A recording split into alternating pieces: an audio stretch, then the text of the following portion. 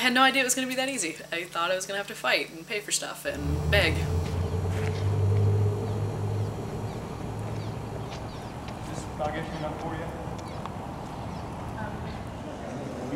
Okay, so we're basically doing a similar thing that Sam's going to be pulling up, and everybody in Sam's gang is going to get out of the car and going to come over here. I haven't figured out. Are we using my car? Either yours or Sam's. I'm going to judge them. And honestly, what I want everyone to do is to pick a punching buddy who they're going to be beating on in the opposite gang. All right, who's in the opposite gang? Wait, I think I'm on yours. Whose gang are you on? I have no idea. You on Jerome's gang? Yes, you are on the good gang. You're on his side, so you can't beat on each other. Damn it! I choose Ricky. Okay. No, I was gonna choose Ricky. Too bad. I beat. Get smashed. Just keep going. We get hurt.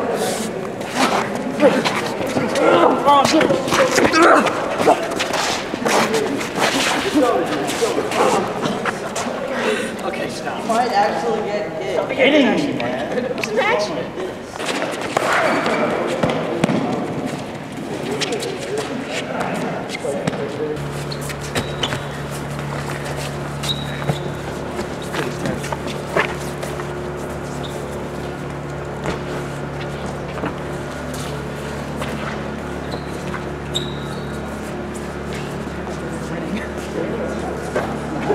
Ready to touch the lights when they're wet. Does ours need to be longer? Oh my god. Ours is like 3 seconds. Yeah, we'll have me fight a little bit before we put him against the wall. Okay, so probably Zach, that was pretty real. I think the hardest night of performing was the ambulance scene. Seeing Zach dead on the ground was very scary. The death scene with, hands down was incredibly difficult because I really put myself into the role. It was really like physically and emotionally draining just doing that bit, that whole, getting shot thing. awesome. Good job, Zach.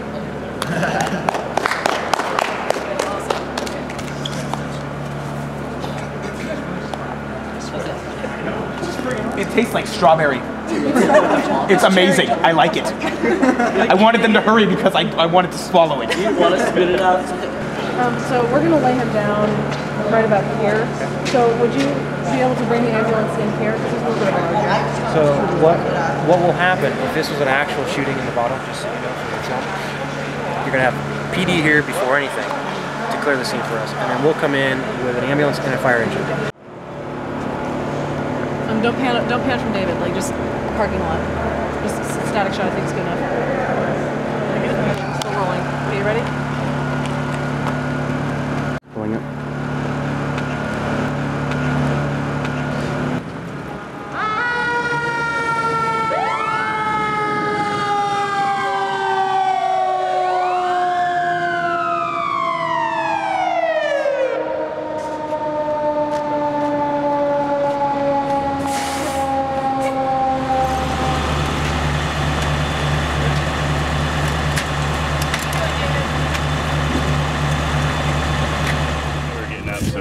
It's like there's this film being ripped away and you see like this raw, the very soul is being shown at the moment. The scary thing is when I was actually in the ambulance getting up there, I thought I had been shot. I had just gotten so far into it, that it was that's how I felt. I started to feel the pain in my side where the bullet had hit. I started to feel the shortness of breath. I started to, feel that was actually happening to me, and god damn, that was the scariest thing that's ever happened, like hands down. How about this? Clean off my blood.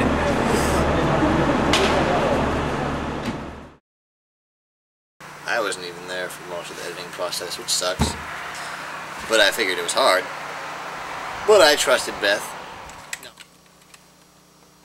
He's got a gun!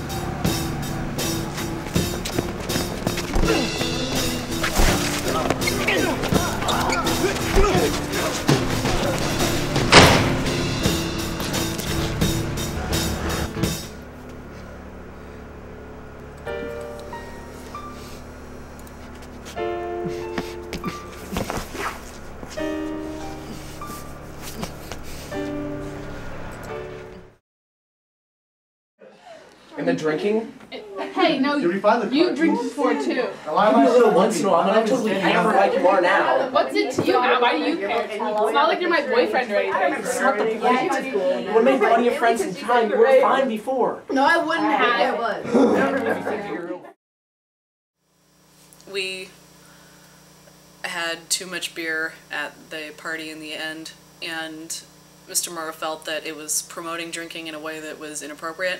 We had a little issue with the piece in one part because there was a party scene that had a lot of high school kids that are still in the school, and they were depicted drinking beer, although the beer bottles were filled with water, and the parents knew that this was happening. But a lot of that footage really had to be cut out because the message that was being given was that because it was being treated so nonchalantly, all these kids drinking the beer, the message that kind of came across was that it was okay for high school kids and that every high school kid does this, drinks beer at parties. Whether or not that's true, it's not the kind of message that a high school wants to present to kids or to give them an idea that it's okay to go off and do that because of course they saw it in a movie. So I had to have Beth not cut out all of the drinking of the kids in the high school kids drinking, but cut out a lot of it so it wasn't emphasized quite so much. We went back or I went back with Kim and shot a couple insert shots of her to cover up some of the drinking, and we cut out a couple lines of Ben and Shaylin so that it would downplay the drinking a little bit. Is this the new look you were talking about? And the drinking? Hey, now you drink before too.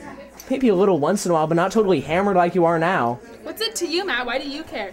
It's not like you're my boyfriend or anything.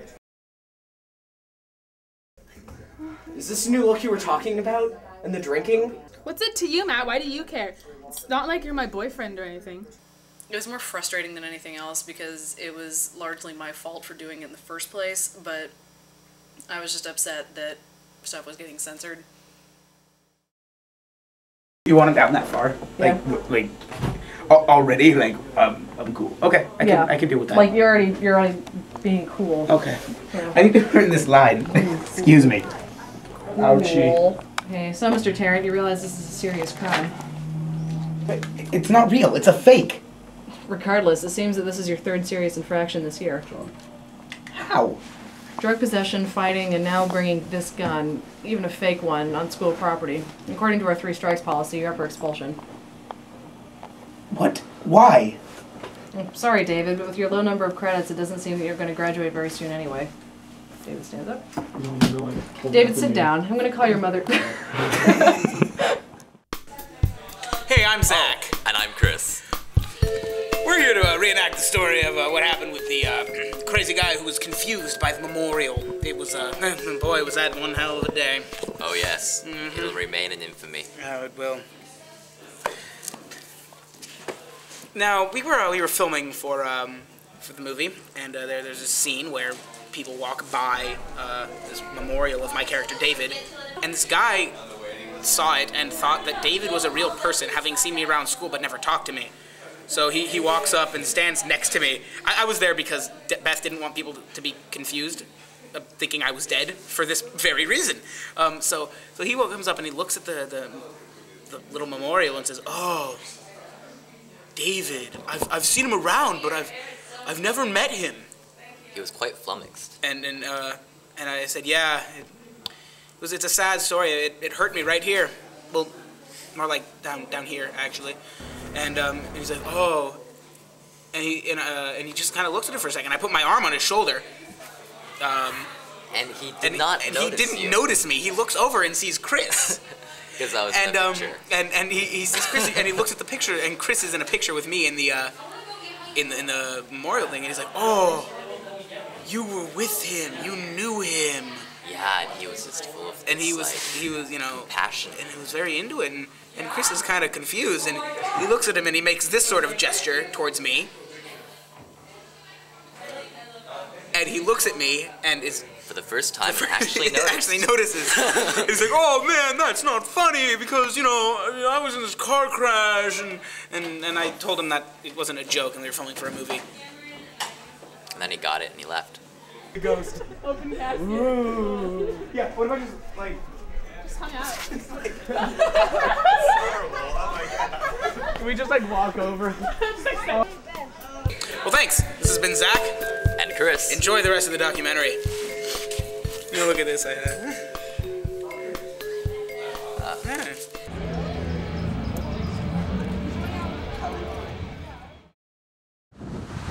I think the message behind the film was just learning to accept others and their problems, learn how to deal with them, or rather accepting your own problems.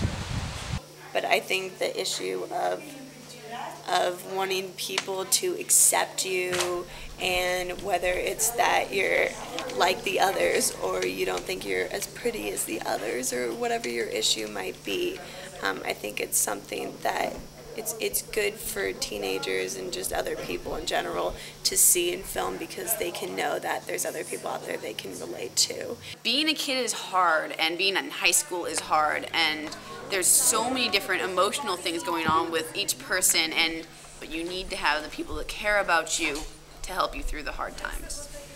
I think that it's kind of about every person's connection to it.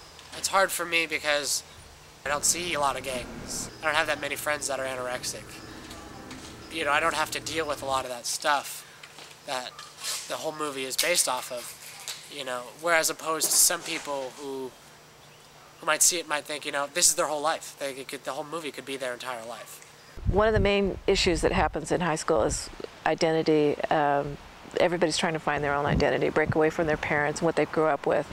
And sometimes if a student's feeling, or if a person's feeling kind of insecure, they'll latch on to something that they think makes them cool, which could be, in this particular instance, it was drinking and being a member of a gang and thinking that you have to be really skinny in order to have friends or in order to have a boyfriend.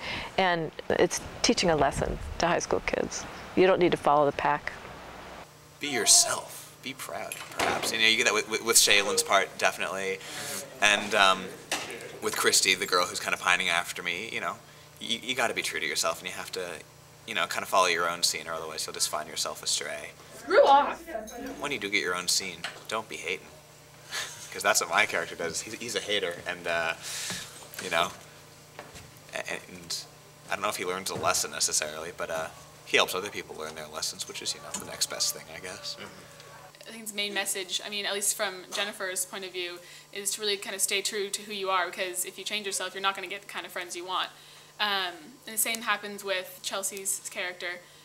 I mean, you know, she becomes bulimic, which a lot of girls in, you know, America and around the whole world deal with that, and that they have people there supporting them. They have people there, like Dana's character, like Jessica, have friends like Jessica. And so it's just, I think it's a really good overall message, and I hope this movie will be able to reach some people. Filmmaking in high school.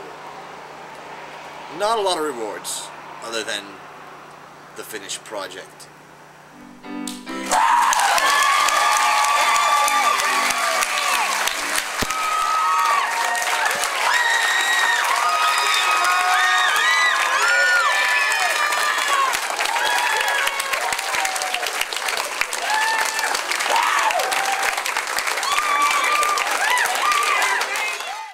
I'm really glad that I'm in the film class, because I don't just have a hobby, I have a career now. And I think the film class has made me who I am today. I mean, I absolutely love film. High school filmmaking is a joke. No. It just means you'll be better than everyone else in college. Because you're my pretty bird, please sing me your song.